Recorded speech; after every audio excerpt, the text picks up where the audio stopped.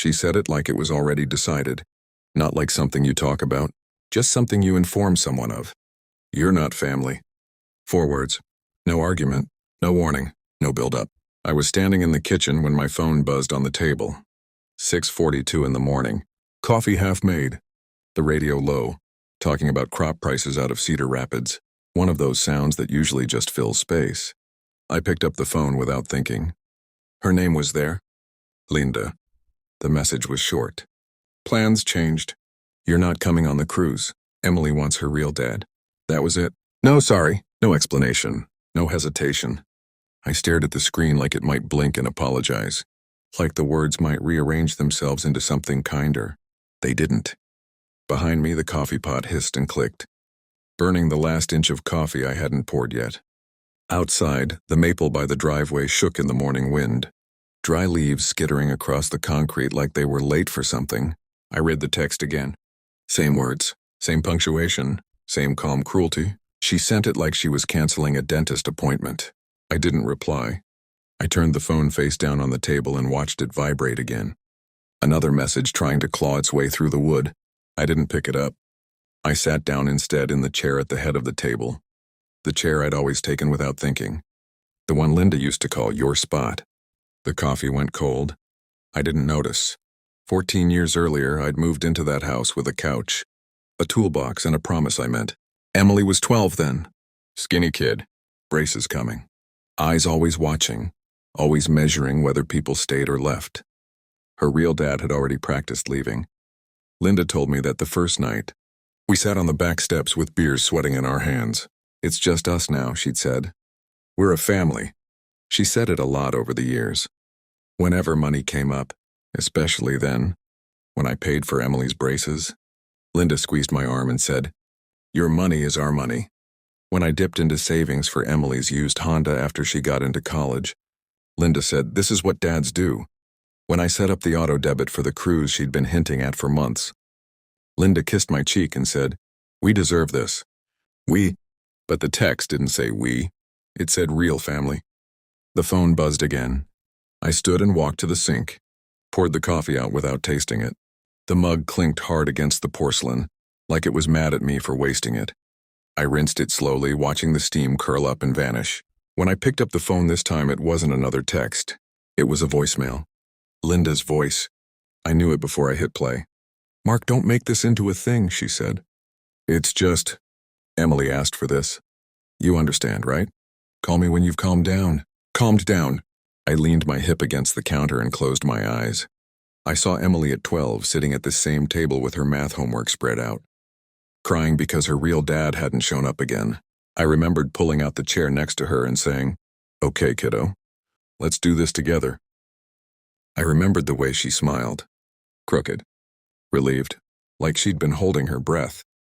That was family. Not blood. Presence. I didn't call back. By 9:30, I was supposed to be on the road for work. I put on my jacket, grabbed my keys, and stopped in the hallway where the family photos hung. There was one from the year we refinanced. Linda and Emily on the couch. Me standing just off to the side, hand on the back cushion, like I wasn't sure I belonged in the frame. I'd never noticed that before. At work, I shook hands, talked numbers, nodded at the right times. I missed a question and had to ask them to repeat it. My phone buzzed in my pocket. I ignored it. On the drive back, I pulled into a gas station and sat there with the engine idling. I listened to the phone ring until it stopped. The silence afterward felt heavy, like a door closing somewhere I couldn't reach. The house was too quiet when I got home.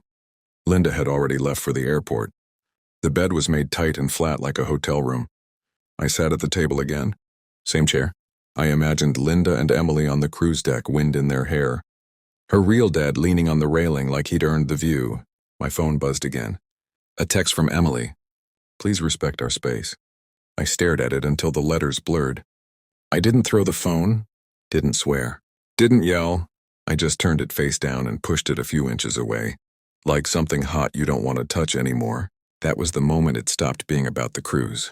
That was the moment I understood this wasn't a misunderstanding. It was a line being drawn, and they'd been inching toward it for years while I paid the bills and smiled for photos.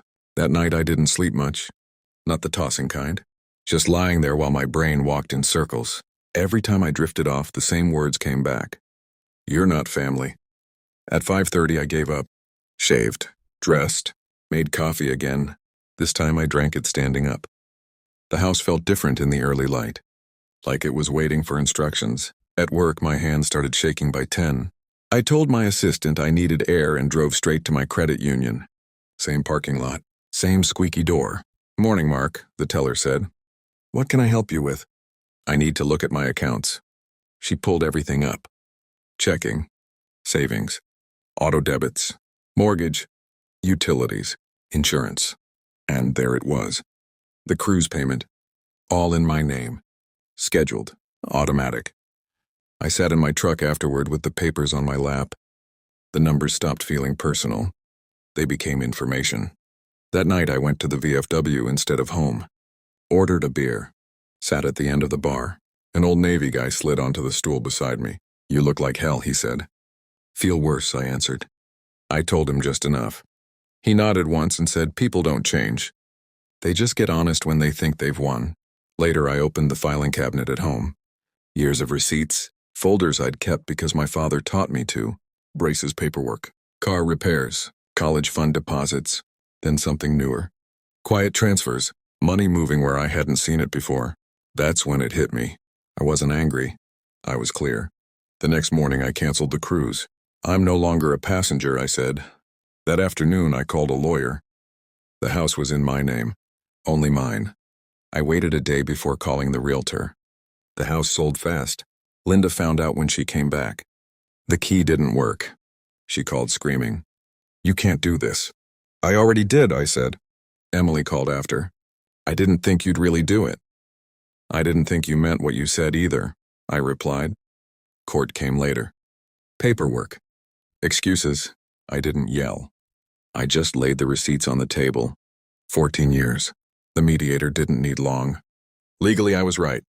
Outside, Emily stopped me. I didn't know, she said. I know, I replied. Months later, we talked. Coffee, neutral ground. It wasn't a reunion. It was honest. Now I live near the river. Small place. Quiet mornings. I sit with coffee and watch the water move around rocks instead of fighting them. I sleep better. Not longer. Deeper. What I learned took 14 years and one quiet message to understand. Love without respect is just labor, and silence when it's chosen can be strength. If you've ever been quietly erased, told you belonged right up until you didn't, this isn't a story about revenge. It's a story about taking your name back, your life back, and walking forward without asking permission.